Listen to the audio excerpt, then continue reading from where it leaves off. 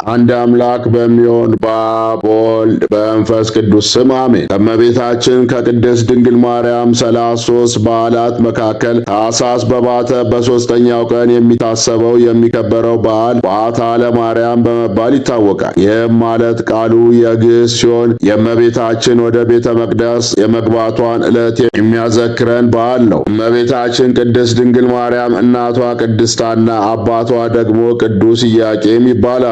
ልጅ በማጣት ምክንያት ለብዙ ጊዜ ቆይተዋል። በዚህ ቆይታቸው ፈቃደ እግዚአብሔርን በመጠባበቅ በደጅ ጥናት ነበር። በጊዜው መካንነት እንደ ነውር ተቆጥሮ ከማህበረሰቡ የሚያስገልል አንገት የሚያስደፋ በቤተ እግዚአብሔርም ከምዕመናን ተቀላቅሎ አምልኮተ እግዚአብሔርን ለመፈጸም የኃጢአት ምልክት ነው ተብሎ የሚያሳፍር ቢሆንም ቅሉ በመካከላቸው ያለው ፍቅር ፈጽሞ አልቀነሰም። አንድም ቀን እግዚአብሔርን አማረውት አያውቁም። በተስፋ የእግዚአብሔርን ሥራ ይጠባበቁ ነበር እንጂ ዕለት ተዕለት ልመናቸውን የምትሰጠንን ልጅ መልሰን ለአንተ እንሰጣለን ነበር። እግዚአብሔር አምላክም ከልብ የሆነ ልመናቸውን ስዕለታቸውን ሰምቶ ልጅን ሰጣቸው። ይህቺ ብላቴና የተሰጠችው ለጊዜው በደጅ ጥናት በልመና ለእናት ለአባቷ ይሁን እንጂ ፍጻሜው ግን ለአዳምና ለልጆቿ ለፍጥረተ ዓለም ሁሉ የተሰጠች ናት። እመቤታችንም በነሐሴ 7 ቀን ተጸንሳ ግንቦት 1 ቀን ተወለደች። በዕብራውያን ልማድ ልጅ ጡት የሚጥለው በተወለደ ከ3 ዓመት በኋላ ነበርና እመቤታችንም በዚያ ልማድ እስከ 3 ዓመት በመላእክት ማረጋጋትና ጥበቃ እንክብካቤ በእናት በአባቷ ቤት ቆይታለች። መዝሙረኛው ቅዱስ ዳዊት በመዝሙሩ በመከራዬ ጊዜ በአፌ የተናገርኩት ከንፈሮቼም ያሉትን ስለቴን ላንተ ፈጽማለሁ ብሎ እንደተናገረው ቅዱስ ኢያቄምና ቅድስት ሐና የተሳሉትን ስዕለታቸውን ለመፈጸም ከእግዚአብሔር ተቀብለው ለእግዚአብሔር ሊሰጡ ወደ ቤተ መቅደስ ሄዱ። ከዚህ ቀደም በኦሪት ሳሙኤል ሐና እንዳደረገችው አይነት ልጇ ሳሙኤልን ከመውለዱ አስቀድሞ በመካንነት ከሁሉ አንሳ ተንቃ ትኖር ነበር። ለእግዚአብሔር ስዕለት ተሳለች። ስዕለቷም ልጅ እንዲሰጣትና ልጇን በቤተ እግዚአብሔር ለመስጠት ነበር። በስዕለቷም መሰረት ልጇን ሳሙኤልን ሰጥታለች። እነዚህም ክብሯን ለፀሐየ ጽድቅ ለጌታችን ለመድኃኒታችን ለኢየሱስ ክርስቶስ አያቱ ለመሆን የበቁ ቅዱስ ኢያቄምና ቅድስት ሐና የ3 ዓመት ልጃቸውን እመቤታችን ቅድስት ድንግል ማርያምን ሊቀ ካህኑ ዘካርያስ ዘንድ ደርሰው ተስለው የነበረውን ስዕለታቸውን ነግረውት ልጃቸውን አስረክበውታል። ካህኑም ዘካርያስ የምግቧ ነገር ቢጨንቀው ለእግዚአብሔር ቢያመለክት ከከበሩት ከሰማያን መላእክት አንዱ በሆነው በመልአኩ በቅዱስ ፋኑኤል አማካኝነት እንድትመገብ ያዘጋጀ በመሆኑ ጽዋ ሰማያዊ ኅብስት ሰማያዊ ይዞ እየመጣ የሚመግባት ሆኗል። ስለዚህ መልአክ ጸሐፌ ትእዛዝ ሄኖክ ሲመሰክርለት ከከበሩት ሊቃነ መላእክት አራተኛውና የዘላለም ሕይወትን የሚወርሱ ሰዎች ተስፋ ሊሆን ንስሐ በሚገቡ ሰዎች ላይ የተሾመ መልአክ ነው። ይህ መልአክ ለጌታው እናት ለእመቤቱ መጋቢ ይሆን ዘንድ እግዚአብሔር ባወቀ በወደደ አዘጋጀው። ስለዚህም በቅንነት ሲያገለግላት ኖሯል።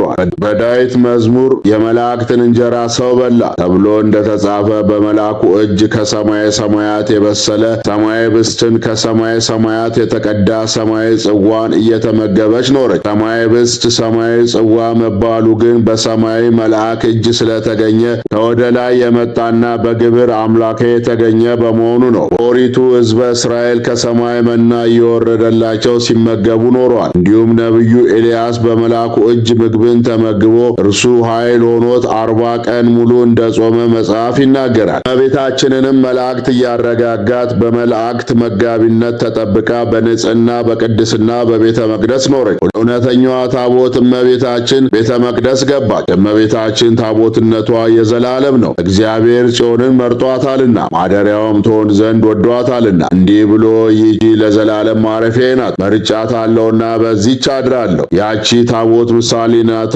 ለአማናዊቷ ወይም ለእውነተኛዋ ታቦት ለእመቤታችን ቅድስት ድንግል ማርያም ነው። ፊተኛይቱ መቅደስ በውስጧ ቅድስት፣ ከዚያም ከሁለተኛው መጋረጃ ወዲያ ቅድስተ ቅዱሳን የምትባለው ድንኳን ነበረች። ቅድስት የእመቤታችን ልቦኗ ቅድስተ ቅዱሳን የሥጋዋ የነፍሷ ምሳሌ ያቺ ታቦት በውስጧ በወርቅ የተለበጠች የኪዳን ታቦት በእርሷም ውስጥ መና ያለባት የወርቅ መሶብና የበቀለች የአሮን በትር የኪዳኑም ጸሎት ነበሩ።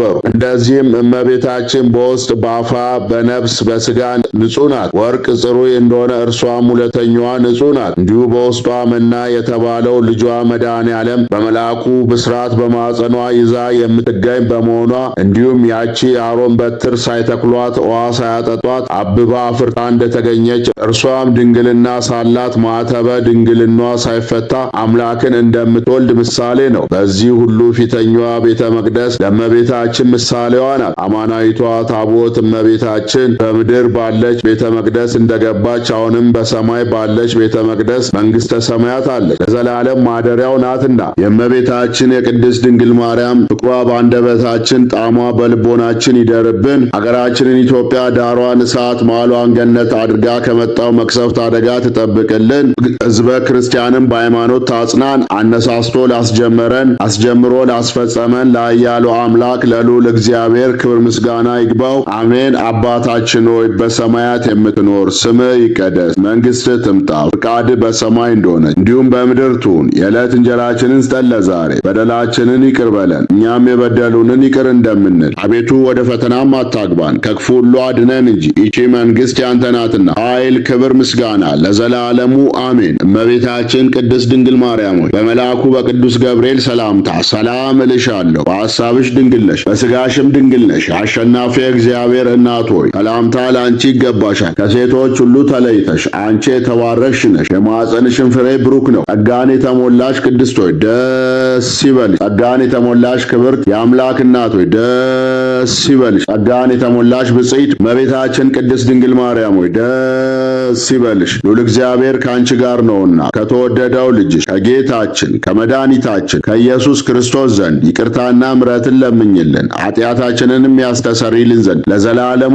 አሜን። ክብር ምስጋና ይሁን አንድ አምላክ ለሆነው ለአብ ለወልድ ለመንፈስ ቅዱስ ዛሬም ዘውትርም እስከ ዘላለሙ። የእግዚአብሔር አብ ጸጋ፣ የእግዚአብሔር ወልድ ፍቅር፣ የእግዚአብሔር መንፈስ ቅዱስ አንድነት፣ የእመቤታችን የቅድስት ድንግል ማርያም አማላጅነት፣ የጻድቃን የሰማዕታት ጸሎት ተራዳይነት፣ የቅዱሳን መላእክት ጠባቂነት ከሁላችን ከሕዝበ ክርስቲያን ጋር አብሮን ይኑር ለዘላለሙ አሜን።